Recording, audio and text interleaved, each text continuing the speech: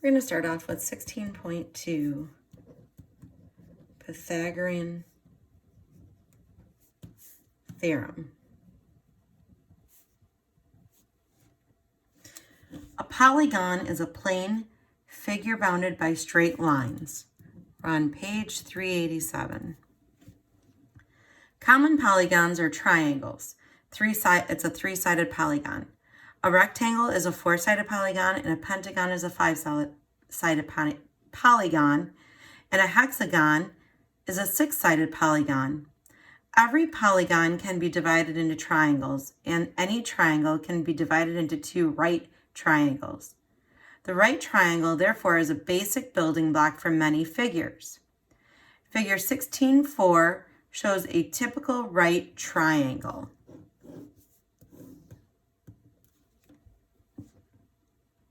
The longest side of the right triangle, which is opposite the right angle, is called the hypotenuse.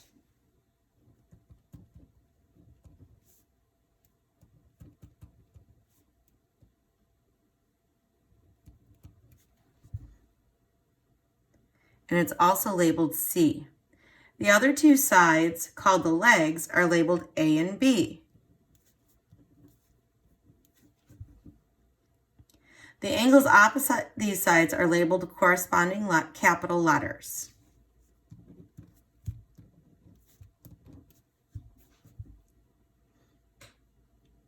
Angle A is opposite side A. Angle B is opposite side B. And angle C is opposite side C. I like to remember it as your angles are always capital, and whatever side your angle points to, that's the letter it is in small letters.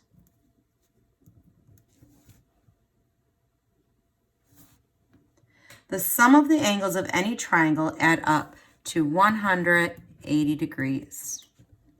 Therefore, angles A and B in a right triangle add up to 90 and are complementary.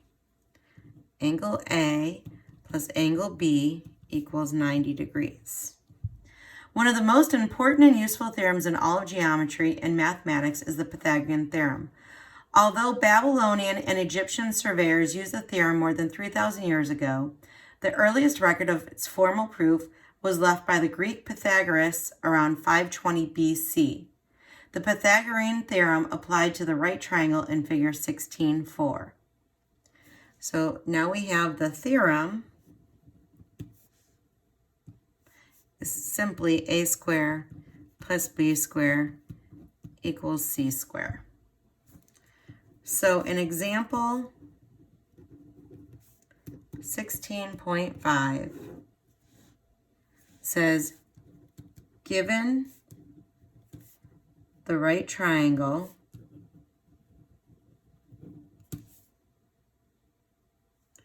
ABC in figure 16.4, solve if A equals 15, B equals 20.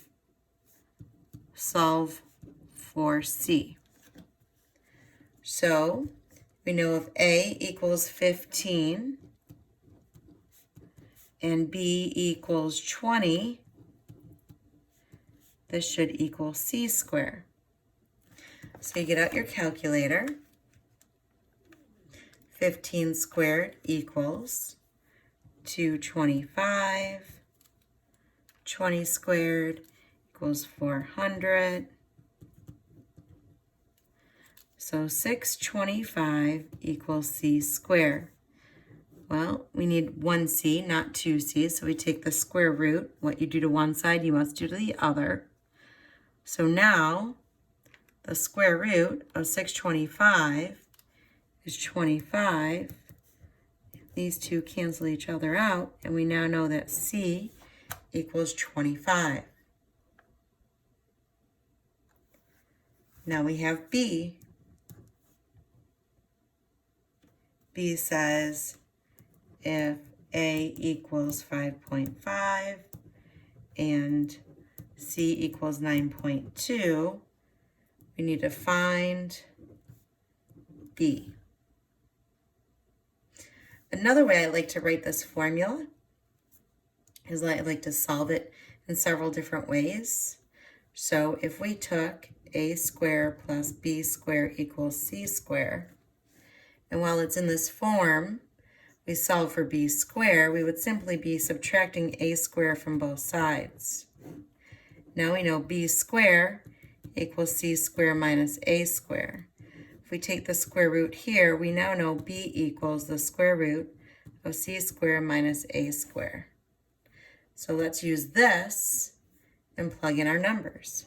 B equals the square root of 9.2 squared minus 5.5 squared. We can take out our calculators and write 9.2 squared minus 5.5 squared end parenthesis, and we should come up with 7.37.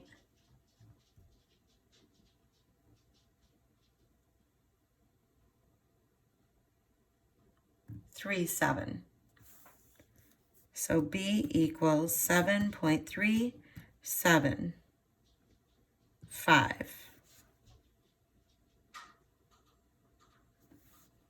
The book has us at 7.4.